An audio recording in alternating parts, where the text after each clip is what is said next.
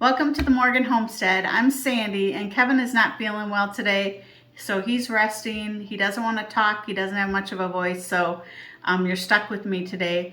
First off, we're in Minnesota. Go Wild. We made it to the playoffs. Tomorrow is the first game. We have home ice advantage, and we as a family, we're super stoked. We're big fans. We went to a Wild game with our daughters not too long ago. I'll post a picture right here of us at the game. It was a lot of fun, and they won that game, so that was fun. But you log cabin builders, stick around because Kevin recorded a clip of how he finishes up the walls. So in a log cabin home, you have to account for the walls actually moving. You have to allow for 3 to 4 inches for the walls to go up and down. And he's built walls already inside the cabin, but he hadn't finished them off. So he's going to show you how to do that. It's really good information if you're building a log cabin home, so please stick around to watch that.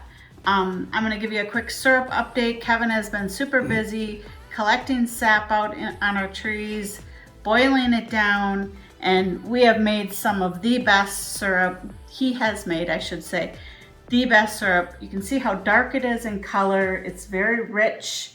It's just the best tasting syrup that I've ever had. So we're going to show you how we boil that down and how we finish the season on that. And one other thing that Kevin's been very busy doing is prepping the field for our pigs, working the pasture. He's seeding the pasture, getting everything ready for pigs and maybe even cows eventually. So he's going to show you quickly how he does that. Okay, let's talk about this syrup real quick though before we go any further. It is the best syrup ever, and what we've decided is to share a pint of this. We're going to do a giveaway of 1 pint if you're in the United States. Sorry for those who are not. I know we do have some viewers who are not. Maybe next year for you guys. But if you like and share this video, and please leave a comment. What we're going to do is if we get 100 comments, we're going to take those and we're going to pull one of those out, and we're going to send that person, we're going to contact you, and we're going to send you a pint of this syrup. It is the best syrup I've ever had, as I've said like 3 times now. So please do that. We will pull out the name and do that on our next video live in front of the camera. Okay, so let me show you a clip right now of Kevin finishing the boil. He's collected all the sap, he's boiling it down. And how do you know when it's actually syrup when you're doing that? So he's going to show you how he tells when it's syrup, and then we basically just can everything up after that. So here's the clip. Okay, so today we're going to be boiling up some sap. I got about 40 gallons earlier in the week. That'll boil down to about 1 gallon, maybe a little bit more of syrup.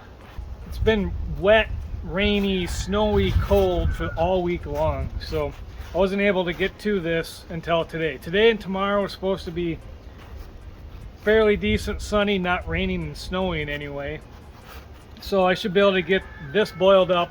And I also have another 15 buckets out that's been collecting sap for about a week. So I'm going to go out and get some of that probably today or tomorrow and be boiling that tomorrow. So I just have this simple little system here. I have 3 different pans. The back pan is the hard boil, the center pan is a medium boil, and the front pan is like a pre-warmer. And I just keep moving the sap from to the back until I get down to 1 pan, and then we'll finish it in the house. So I do have videos from previous years of the full process, so I'm not going to go into all of that. I just wanted to show you that we are doing syrup again this year, and we'll see how much we get. Okay, so now I'm inside the house gonna finish off the syrup. Boiled it down as far as I wanted to outside, and now we'll just have to boil this for a little while longer, and then I'll test it with my hydrometer. Okay, so now we're really close here. My thermometer says about 220 degrees, so I'm going to check it with my hydrometer just to make sure. And on the hydrometer there's 2 lines here. This upper line is you test it when it's hot. This one down here is when you test it when it's cold. So we're going to go ahead and test it and see if it floats to that line.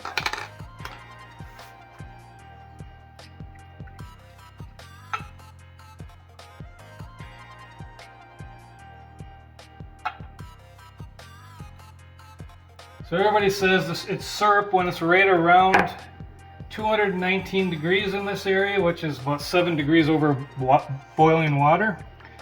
We're at about 220, and I had been checking it a little bit. Oops, I got a little too much in there. I had been checking it right when we got around 219, and it wasn't quite there. So I'm gonna test it now, and it's perfect. So I don't know if you can see in there, but that red line is right. It's right on the red line. It's floating right on that red line. Perfect. So we're done. Now we're just going to put them in jars and put lids on it. Okay, so now Kevin's been busy out working the field. So I'm going to show you the clip of him actually preparing the field for seed and our pasture, I should say, for the pigs, getting it ready for pigs, getting it ready just to grow a better pasture. He's been doing a lot of research on how to optimize your pasture, and he's read some books. So if you're really interested, you might want to reach out, leave a comment, and maybe he can give you more information on that. But anyway, here's Kevin prepping the field. So what I'm gonna do is just kind of lightly till up the top of the surface just to get down to the dirt a little bit, so that when I plant the seed, it actually has contact with the dirt. So today I'm just going to go ahead and take my tractor with my tiller on the back and just run around the whole thing and scratch it up a little bit.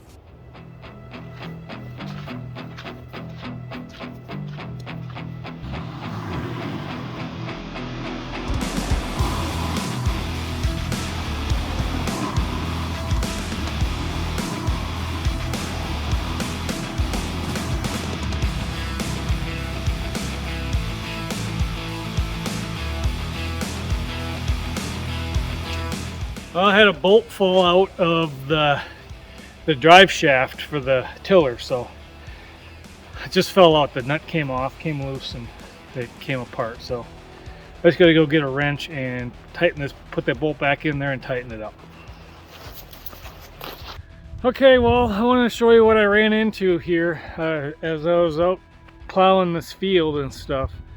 Been running into some rock. So here I got these few out here, but so I'm going to show you this one. This one is causing me some problems. It's pretty big.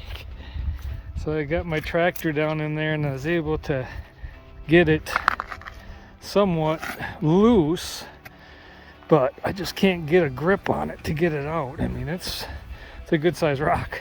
So I'm going to try the skid steer with some forks on, see if I can't pop it up out of there. Maybe between the two, the tractor and the skid steer, I can get it out. So one of the issues is you got to dig kind of around it. Well, as soon as you do that, you have a hole, and these things want to fall down in a hole, and then you can't get them out. But we'll see what we can do.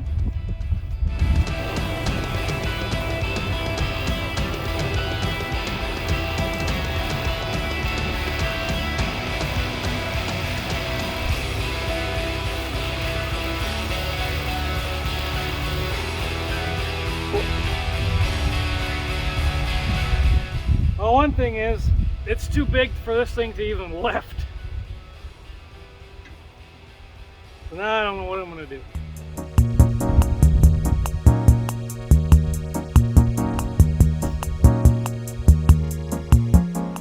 That's a big rock.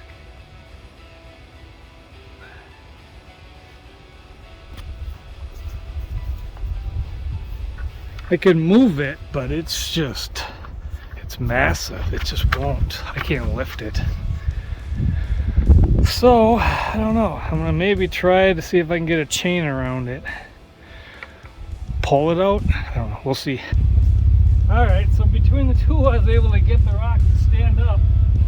I got a chain around it. I'm gonna have to move the tractor out of the way. Now, I'm gonna see if I can pull it with either my truck or the tractor. See what happens.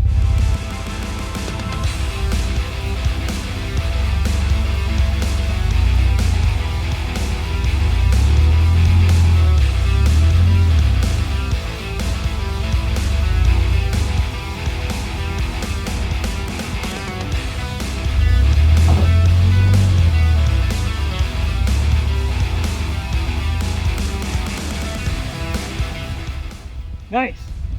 All right, well, we got it out of there. I'm not sure what I'm going to do with it now, but at least it's not in there anymore. I mean, if anything, I can pull it all the way back up to the house or pull it out into the woods, whatever. But it's nice to get that out of there. So it took 3 machines to get it out. So, all right, well, now I got to fill this hole in and continue with trying to plow the field up. So after I got it up out of the hole, I was actually able to get the forks under it with the skid steer, this little skid steer, and it did lift it. It's about as much as it could go, though. It wanted to tip over forward for sure, but we did get it out of there. I'm going to stick it right here by the woods for now. We're up by the house now, so I did drive it all the way over by the house. Got to figure out what we're going to do with it. We're not sure yet, so just going to put it here for now. Okay, well, that's it for today. It was nice. I got both areas done here, the back one and then this front one as well. Got that rock out of there too. That was nice. So anyway, that's it for today. The next time I'm gonna let this sit for a few days and kind of let it settle down a little bit, and then I'm gonna spread seed in there.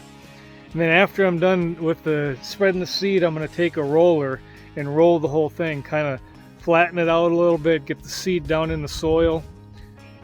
That should help it grow and get it started. So all right, so you log cabin home builders, this is the part you've been waiting for.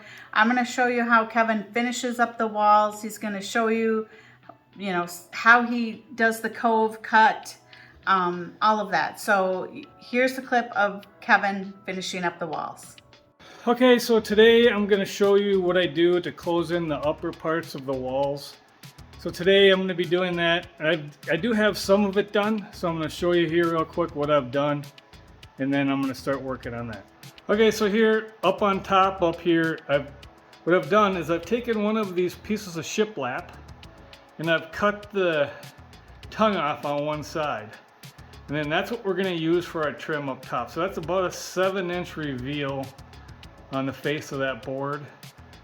And as you can see, in some cases I have to cope around the logs up there.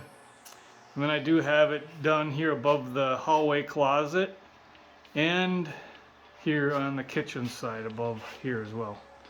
I also have the boards in the bathroom. Let me show you that. So up top you can see I did above that opening. I have to cope around those logs as well. And so I'm going to be working on that in some places as well today. Alright, so here's where I'm going to start. I've already got the side of the closet, hallway closet done. And one side here, this is above the bedroom doorway.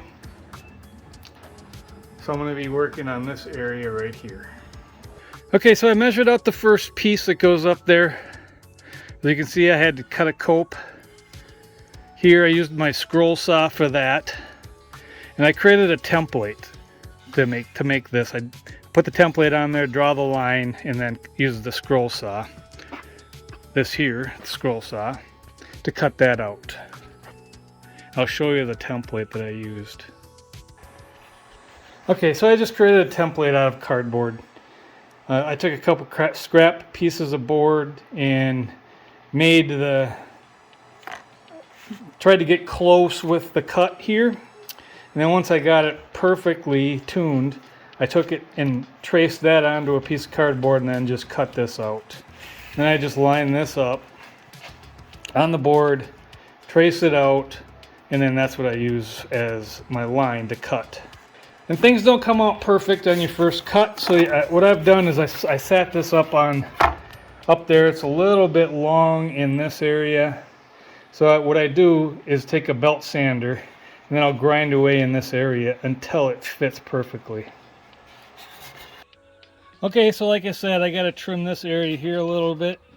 So I just take a belt sander and go over that area until I get it to about where I think it needs to be done.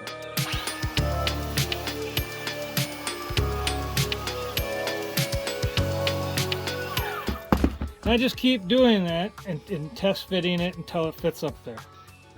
All right, let's see if it fits.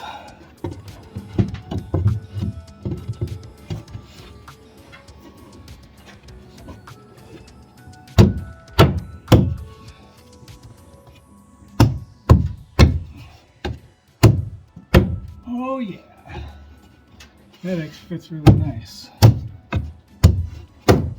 Cope turned out really nice. Nice and tight in there. So this one's good. Now I'll just finish up the rest of them. Okay, now because this is the top piece, I had to rip this one down to the right height, and I have to use a different template here for the top. So I'll just line that template up on the top edge of this board, and then draw my line.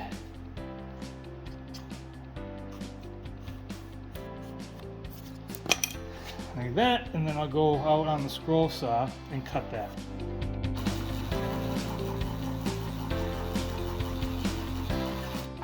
Alright, now I'll just clean that up, this edge up with the belt sander. And then we'll go test fit it, and then we might have to do a little bit more work with the belt sander to get it fit perfectly. Alright, so this one went in pretty good. I actually didn't need to do any sanding on the radius cut here, and it turned out really nice. So now I just gotta put some nails in, and then this section is done. I'll just continue on with the rest of them. The next spot I'll be doing is right there.